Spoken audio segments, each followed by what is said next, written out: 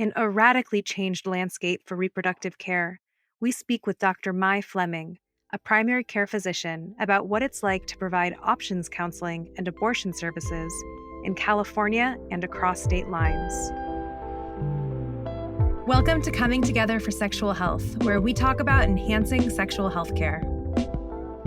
For most of us, having sex is easier than talking about it. This is not related necessarily to the people who have the infection. It's related to the healthcare system in which they exist. What can I do? What can I learn that impacts change for the people that are in my sphere of influence? This is so preventable. These conversations are brought to you by the California Prevention Training Center at the University of California, San Francisco. It's time. Let's come together for sexual health. All views expressed are those of the person speaking and not of the CAPTC or their employer. Welcome to Coming Together for Sexual Health, Dr. Mai Fleming. Thank you so much for joining. Thank you so much for having me today. Absolutely.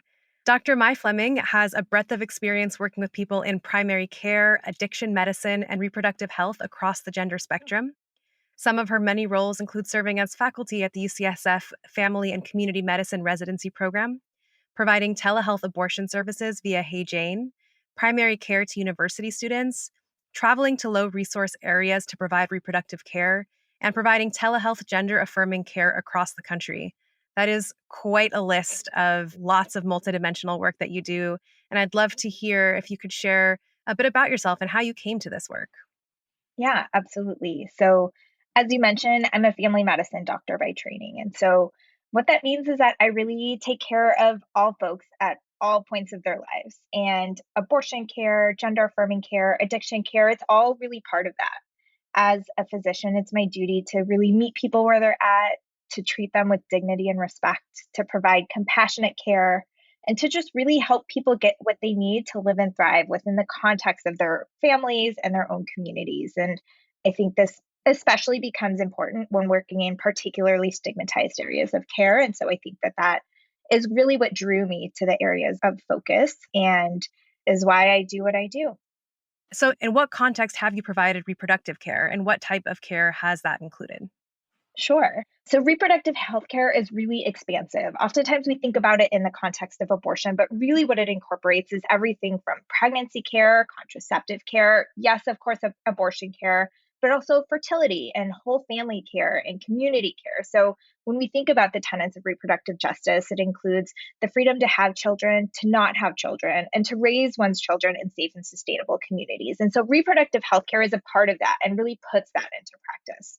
So as a family doctor, I have helped people discuss the reproductive health and family planning within the context of their lives, have helped to use my skills as a provider to help them meet their goals. And that includes providing prenatal care, delivering babies, contraceptive counseling, and contraceptive provision, so prescribing as well as procedures, a lot of options counseling and abortion care, and also including fertility counseling. So for folks who are either starting gender affirming hormones, for folks who have been trying to conceive without success, for family building for LGBTQ individuals, or for folks who decide to delay childbearing and they want to preserve their fertility for the future. So really, it's all encompassing in whatever form it really takes for the individual who comes to my office.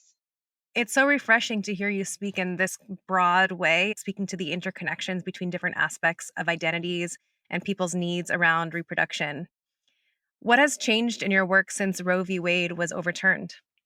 So I think there's been things that have changed and things that will always remain the same. I think it's important to also focus on that as well, that there is and will continue to be dedicated and compassionate healthcare providers who are committed to helping people in a time of need as much as possible within the bounds of the new sort of legislative and regulatory environment. So prior to SB8, I had actually myself been flying to Texas to provide care. Now, post-Roe, Texas has completely outlawed abortion, and so returning is no longer a possibility for me. In addition, I also provide telehealth medication abortion across 7 different states where I'm licensed to practice and where telehealth medication abortion is legal and where there has been an influx of patients in this post-Roe landscape. And a combination of folks traveling from out of state and those from within state whose capacity has become more limited and wait times have become longer within the influx of travelers coming in for in-clinic care. So I think the legal boundaries of cross-state care is sort of new and unprecedented. I think pre-Roe, there was really no medication abortion at all, right? Medication abortion was FDA approved in 2000, so well after 1973. And no telehealth existed at that time as well. So we're really just navigating new and untested waters here. And I think that has been the biggest thing that has changed, is working in a pretty ambiguous environment when it comes to what care is possible, what care is legal, and how to best meet the needs of people as they are also navigating these new waters for themselves. Those are a lot of different aspects to be considering while trying to provide care to a patient, things that impact you as a provider, things that impact the patient that you're working with. Just want to acknowledge how big those questions are when you're just trying to provide someone with the care that they need in order to live their most fulfilling lives. Right. And it's a lot for a provider to consider, but really it's important to also realize how much that is for a person to navigate, right? Folks may have never actually needed to access healthcare prior to a pregnancy. Folks are navigating simultaneously a pregnancy that may be undesired, may even be desired, but they actually just don't have the capacity to care for a child at this time, having to navigate potentially leaving the community where they live in order to access healthcare, are potentially facing criminalization for seeking basic healthcare, right? And they're not sure what is legal or not, right? We talk a lot with lawyers as healthcare providers, as people who are working in these healthcare spaces. Most average folks don't actually have access to legal advice, right? To lawyers. A lot of folks on surveys, even before Roe v. Wade, so after the leaked Dobbs decision, actually thought that abortion was illegal already, right? And so a lot of people don't actually have access to these really nuanced legal conversations that are happening. And so it has been tremendously difficult for people to navigate. And I would imagine too, like when people need that information and understanding is a short window with a lot of pressure to try to unpack this and break it down. Can you share a patient story with us that's emblematic of some of what you're describing? I can think of a million patient stories, right, as we are navigating these new waters.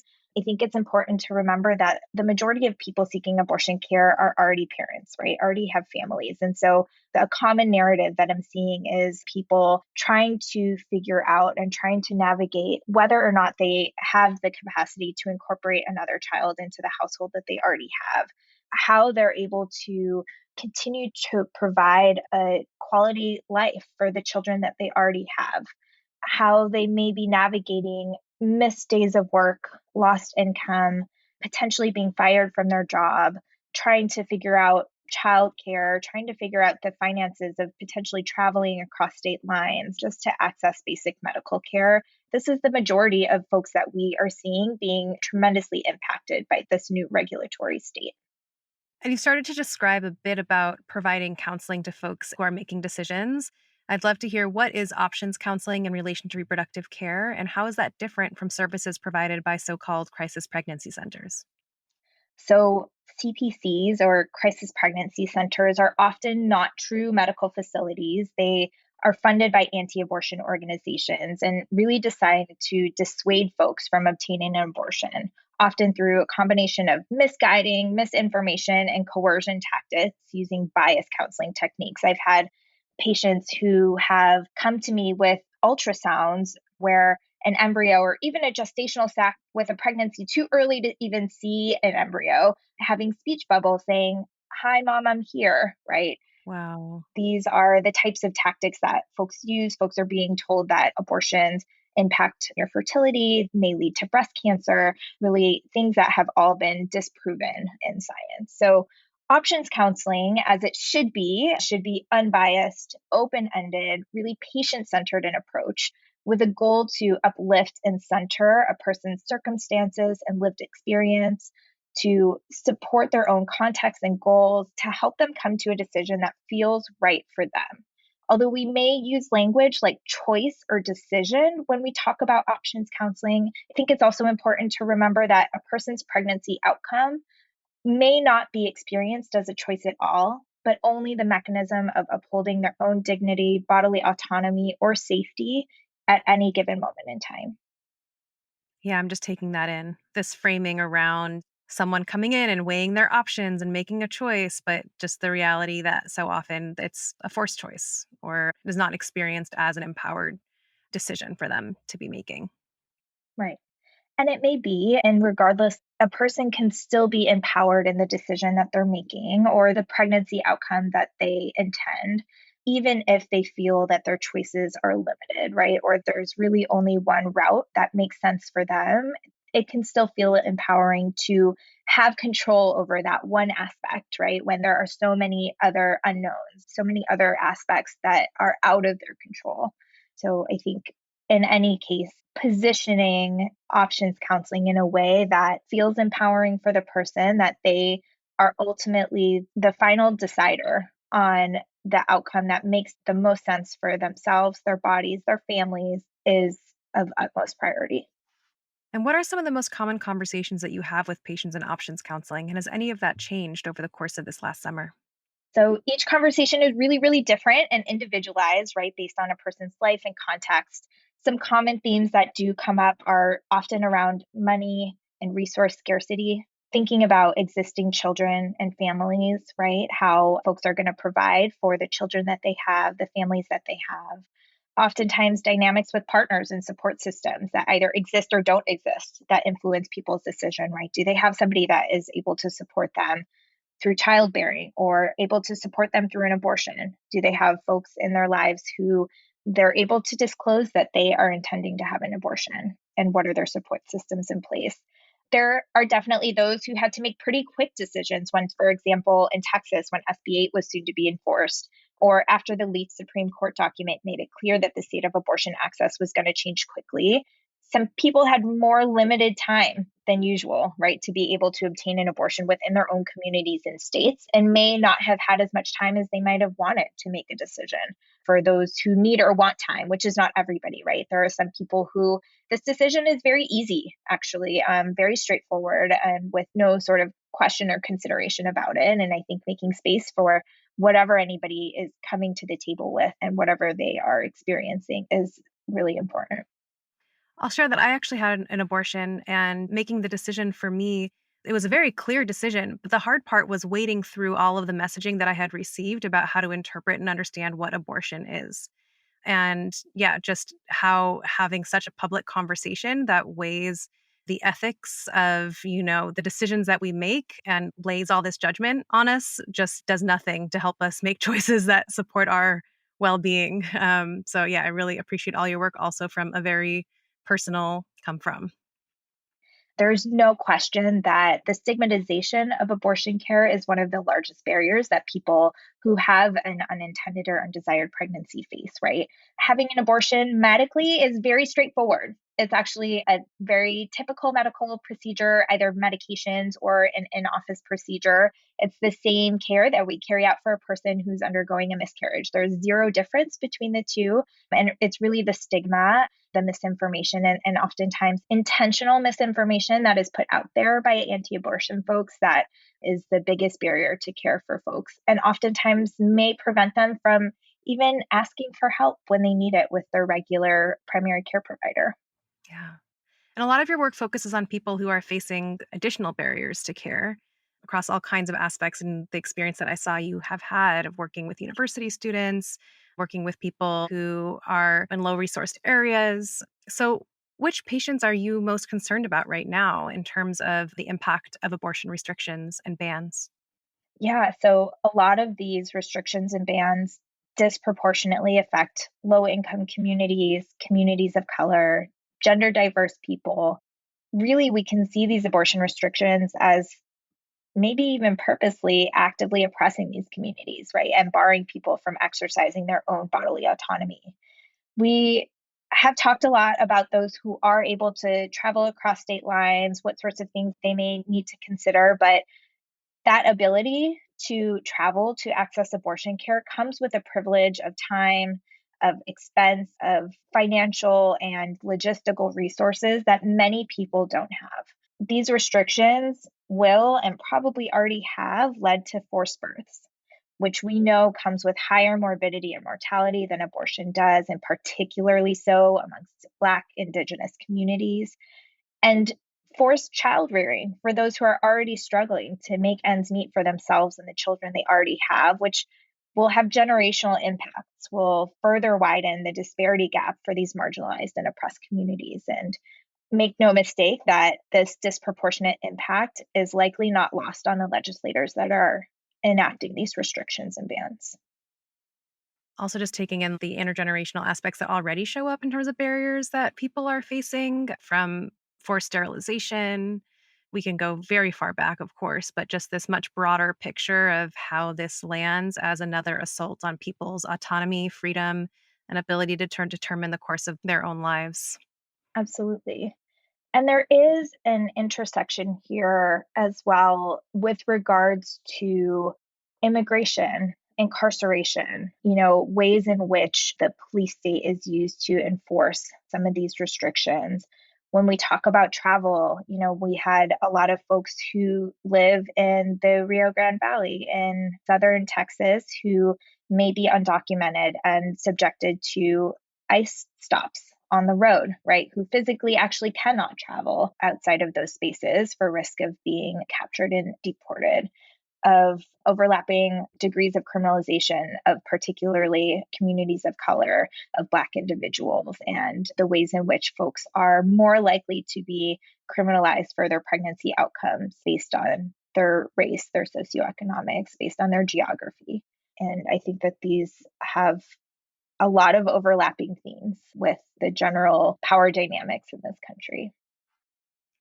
And thinking about folks who, like you said, can't travel because they're undocumented or don't have the resources, can you tell me about your work with Hey Jane and what self managed abortion looks like?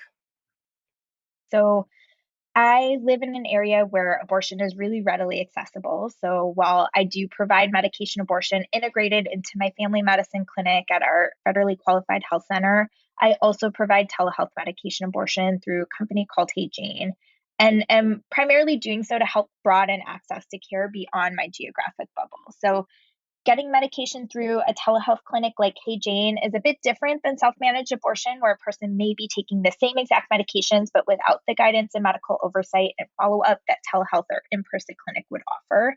That being said, whether a person is prescribed medications from an in-person clinic, a telehealth clinic like Hey Jane, or order their own medications online and self-manage their medication abortion, the medications in the abortion process are actually exactly the same across the board, are proven to be very, very safe and very, very effective. So regardless of whether the pills are handed to a person in clinic or mailed to their home, the medications are taken at home, the abortion occurs at home. So in clinic and telehealth care are able to offer additional clinical support in case of a rare emergency. However, for those who are self-managing their medication abortion, there are other resources like the Miscarriage and Abortion Hotline, which is staffed by clinicians across the US who are able to counsel people on their symptoms, their experiences as they're self-managing their abortions at home. There were actually studies done on abortion pills that people are able to order online to self-manage. The majority of those pills come from pharmacies overseas, typically from India, and they have done testing on those pills, and they are the exact same pills that we would dispense here with the same quality and the same efficacy as the pills that we dispense from our own home pharmacies in the states where it's legal. And when someone is taking those pills, what are some things that as a provider you have found are helpful that you can provide when offering those kind of telehealth services? Because an abortion happens at home, the majority of what folks want to know is what I'm experiencing normal or expected, right? Are the symptoms that I'm having consistent with what I should be having? Is anything going wrong? People often just need reassurance and a supportive, non judgmental person on the other line that sort of walks them through, okay, what are your symptoms? Here's how we can treat it. Here's how we can make you a little bit more comfortable through this process. Everything that you're describing sounds very normal and expected to me. Here's how we will get through the next few hours together, right? And the rare instances of, while it does sound like you're maybe having a little more bleeding than I would expect, here's some additional medications that you can take to try and slow the bleeding to prevent you from having to go in. And so those are often the things that we walk through people with. And what do you expect trying to access abortion might be like for those in the most restricted states going forward? There's a lot of emphasis in the movement on not eliciting images of coat hanger abortions, but what do you think people might resort to if they can't access other means or just don't have the information in order to access other means? Yeah. Well, self managed abortion with medications remains a safe option for people living in restricted states. There are overseas healthcare organizations such as Aid Access who are able to prescribe safe abortion medications to people and oversee their care. The website plancpills.org is a great website to search for information based on where a person lives. This is a different era, right, than pre Roe, where access to information, access to safe medication abortion pills is absolutely available and an option for folks regardless of where they live and the restrictions that exist in their state. Disseminating that information and making sure that folks are able to access that information is of utmost importance and something that, we are always trying to work on how to find the best ways to reach folks to make sure that they have the information that they need in order to obtain this care as much as they can. I worry that there may start to be folks who see an opportunity to take advantage of folks who are looking for help, right? There recently was circulating some advertising for sort of an offshore on the boat abortion auction where the abortion providing world is very small, right? Very close knit and often work together across the country to help get people what they need and help to facilitate somebody's care. So between abortion providers, clinics, abortion funds, we are all interconnected in some way, shape, or form. And it raises a red flag when a new service pops up that is not connected to any of the abortion funds, is not connected to any of the abortion providers that we sort of know it within our circles, right? Of who are the players here and are they offering safe and effective services for people in a way that is ethical. We don't always know, right? And so we do rely on each other and our community to make sure that we are keeping people safe, that we're disseminating information as much as possible and making sure that folks know the best ways to access the care that they need. The other thing is that through abortion funds who have been doing this work on the ground for a really long time, there is logistical support available, right, to help folks with travel, to help folks with lodging, to help folks with getting childcare, and to help with funding for all of those things if they do need to cross state lines. And so there is help available if people do need to travel for in-clinic care. There are options available for safe self-managed medication abortion. When I was in Trinidad in 2018, I was working on a project on birth, and I got a call one morning from a new friend asking me to attend an abortion with her. Abortion is illegal in Trinidad. And this is a provider who had clearly set up shop in an area where he was catering towards young women in need of abortion and who are willing to do whatever it takes in order to get it. And it was quite a contrast to the experience of accessing safe legal abortion in the US, and is something that is really sitting with me, seeing the kinds of environments that people might end up in, like you said, of folks who are taking advantage of the opportunity and people's needs to extort people for money in possibly unsafe conditions. Fortunately, my friend was fine, traumatized, but physically fine. That's just something that been thinking about, in this emphasis of people in the movement are really wanting to emphasize all of the safe choices. Like, it feels really true. And I also feel really aware of what can happen if folks don't know how to access or where to access those. So the importance of getting that information out there before someone is faced with this question. Absolutely. And the other thing about pregnancy is that it continues to progress, right? And so the ability to access timely care is of utmost importance here. I had a colleague who took care of a patient at an in person clinic who just sort of Googled black market abortion pills and received fake pills. The pills didn't work, and then their pregnancy progressed until a later gestational age where they needed to have an in clinic abortion. And so, these things are happening with how expansive the internet is. It's really hard to try and make sure that the right information is getting into the hands of the right people in the way that's most accessible to them, in the right language for them, and information that is reliable and not intentionally put out there to misguide folks as well. It is not an uncommon practice for anti-abortion organizations to put out ads online covering as an abortion clinic, right? And pretending to be an abortion clinic, putting their clinic's names under the abortion category in the phone book, so to say, right? But internet version, and really misleading people into their hands and intentionally delaying people's care until they are to a point where it's no longer accessible for them.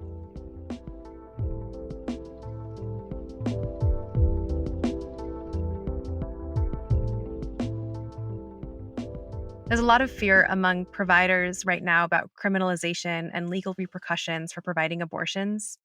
What's been your experience with the legal system or with this fear? And do you have any advice or thoughts for healthcare professionals who have this fear around what might happen if they practice abortion care in ways that they don't realize even are not legal anymore? I have the tremendous privilege to be working in a state with expanded protections for abortion, where legislation is being actively written to specifically protect abortion providers providing care for those who may be traveling across state lines. But it is really hard to sit with the fact that providing this ethical and compassionate medical care that is well supported in science and backed by every major medical organization is seen as criminal activity in some states rather than part of the healing arts where it really belongs. I think healthcare providers are really well trained to compliance. This is like part of what we do. Following laws and regulations and guidelines are a part of the practice of medicine. And so is some degree of risk and liability, right? There is no such thing as zero risk medical practice, regardless of the field of medicine. So it's really important to familiarize yourself with the local laws and regulations as it pertains to your practice of medicine. It's never a bad idea to consult with legal experts when you're not sure, to sort of help guide and navigate through the complexity of the current legal and regulatory landscape, and especially as it pertains to cross-state care. I think that we are, again, just navigating some really uncertain waters here. I don't think that anybody has all of the answers. And I think, unfortunately, some of these new laws and regulations are going to have to play themselves out in the courts before we're able to really get a handle on where those boundaries are, because the areas are still very, very gray. And what do you see as providers' role in supporting patients during this time? Well, specifically to the consideration of criminalization and specifically criminalization of patients, having providers know that having a miscarriage or self-managed abortion is not illegal. I think this emphasizes the importance of responsible reporting of providers. There are certain scenarios in which healthcare providers are mandated to report certain circumstances, whether that is abuse of an elder or a minor, and that having a miscarriage or an abortion is not a mandated reporting scenario in California. And so there is no need to report to authorities a person whose pregnancy ended by any means, right? I think that healthcare providers have a big role in the criminalization of pregnant people and of pregnancy outcomes, that the cases that we have of people being criminalized for pregnancy outcomes were because a healthcare provider reported them to law officials. And so thinking through the ways in which we don't implicate our patients just for having a pregnancy outcome is going to be really, really important in supporting people during this time, regardless of where they live, right? Pre-Roe, this was the case across the country. Now there are more states looking to actually criminalize abortion in many ways. As of yet, most are specifically targeting providers rather than patients. So I think sometimes providers are preemptively making these reports to sort of protect themselves, but we really need to think about who are we protecting and why. I know California specifically is also working on some legislation to help protect patients from being criminalized for a pregnancy outcome. What are some lessons you've learned from practicing medicine and providing abortion in other parts of the country and in more rural areas that you wish more healthcare professionals in urban coastal cities were aware of? Yeah, I think it can be really easy to take for granted all the resources and ready availability of care that exists in urban coastal locales, and to try and apply that same lens to solving accessibility barriers in other areas, which I think what is really important to keep in mind is that there are many local grassroots organizations, often led by people of color, built out of these communities who have been doing this work for a long time through mutual aid, through nonprofit work, rather than supplanting them with what we think communities might need. We need to be working to utilize our resources and power to really uplift and fund these organizations that are on the ground doing the work and helping get people what they need. And I think that's really important for us to keep in mind. Yeah, there's like this saviorism that can happen, especially right now as people are really fired up. And we can lose sight of the fact that people have been caring for themselves and their communities all along and have systems in place that we can maybe provide support to, but don't need to replace or supplant, as you said. And can you tell me about the Hyde Amendment and why it matters in this conversation? Sure. So the Hyde Amendment is a budget provision, I'll say, that prohibits federal insurance coverage of abortion care. It has been inserted into every federal budget since 1976. Only 16 states in the country allow state Medicaid funding to go towards the coverage of abortion care. So, for those who have Medicaid insurance coverage, which are amongst the lowest income folks in the country, in the other 34 states, paying for an abortion out of pocket is the only available option and may be cost prohibitive for many lower income folks. Oftentimes, abortion, depending on where you are, the type of abortion, can cost hundreds and sometimes thousands of dollars. So, for many people, especially in lower income brackets, is really unattainable. This often ends up being the costs end up being offset by abortion funds, which help people to cover a portion of their abortion care. But this becomes particularly important in this post Roe era when we have folks crossing state lines potentially to receive abortion care because of the states who do allow their state Medicaid funding to go towards the coverage of abortion care. It is limited to people who actually reside, have residency in that state, and oftentimes is county by county. It limits the ability to actually use this funding for people who are crossing state lines. It excludes their eligibility. And additionally, we already know that the Hyde Amendment disproportionately impacts people who are already facing systemic barriers to care, particularly Black and Indigenous communities and other people of color who are more highly represented amongst those insured by Medicaid. I'll admit that I didn't realize for a long time how little Medicaid coverage there was of abortion and how even, with the legality of abortion in many states, how many barriers there were for people to access it. Absolutely. For providers who are providing this type of care, there's so much anti abortion rhetoric around the idea that abortion is morally wrong, is murder. And I'm curious for you how it feels on a psychological level to have your career, your beliefs, your passions, your actions called into question by so many people publicly, especially hearing from you what makes you so passionate about the work that you do. There is a really fantastic quote by a provider named Lisa Harris, who does a lot of research around abortion providers, abortion seeking patients, and what compels people to do this care. And just note that this quote uses the term women, although people of all genders do need abortions and get abortions. She says that providers continue to offer abortion care because deeply held core ethical beliefs compel them to do so. They see women's reproductive autonomy as the linchpin of full personhood and self determination, or they believe that women themselves best understand the life context in which childbearing decisions are made, among other reasons. So I really see it as a moral and ethical duty to provide this care, to meet people where they're at in a time of need and vulnerability, to help use my medical knowledge and skills to meet their need, trusting that they are the experts in their own lives and what is best for them to live and thrive within their own context. It is really the impact and the life saving qualities of abortion care that armor me against a rhetoric that I just don't find rings true at all in reality. Yeah. And how do you care for yourself amidst all of this? Well, to be honest, providing abortion care is one of the areas of medicine that really is fulfilling. It fills my cup. It makes me more motivated to be a better provider at all times.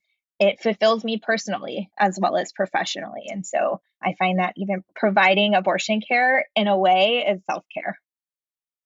That's beautiful to have those things line up. Absolutely. Where do we go from here? What's currently your number one on your list of priorities in terms of the fight for reproductive justice?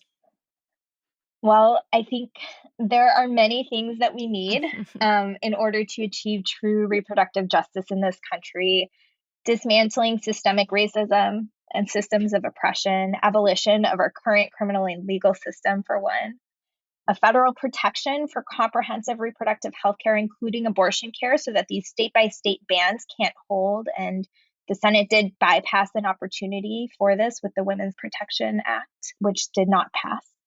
Repealing the Hyde Amendment so folks can afford their care, and a robust social system where people, when they do decide to have children, they're able to raise them in safe and sustainable communities. We have many, many things that we can do to really help support people achieve true reproductive autonomy. Yeah. I'm appreciating from the beginning of our conversation that integration again of these different aspects of who we are into this conversation, and not just looking at abortion in a silo from other aspects of our lives or other aspects of reproduction. Last question. This podcast is called Coming Together for Sexual Health. You started to get at this a bit in your last answer, but what do you hope we can create by coming together for sexual health? Yeah, I hope we can come together to really reframe sexual and reproductive health as just that, a matter of health and wellness, free from stigma and judgment, so that people can experience true liberty and joy in their sexual and reproductive lives. Beautiful. Well, I want to thank you, Mai, once again, both for coming on and speaking with me and also for the work that you do every day. I know it makes a huge difference in people's lives. I look forward to continuing to follow your journey. Thank you so much for having me. Absolutely. Thanks for listening, and check out the show notes for the resources mentioned in this episode. You'll also find a link to the transcript of the show. Please follow and rate us wherever you get your podcasts. This will help more people find us. Connect with us on Instagram at ComingTogetherPod, and learn more about us and get in touch at comingtogetherpod.com. This podcast is brought to you by the California Prevention Training Center, where we build the capacity of healthcare professionals working in sexual health and emerging infectious diseases. Check us out at californiaptc.com and follow us on Twitter at CaliforniaPTC. This podcast is produced by me, Tammy Kremer, with Laura Marie Lazar and Catalina McDonald. It is edited by Leila Mohimani and Isaiah Ashburn, with original music by Leila Mohimani. We're based at the University of California, San Francisco, and would like to acknowledge the Ramaytush Ohlone people, the traditional custodians of the land that UCSF sits upon. Thank you for coming together for sexual health.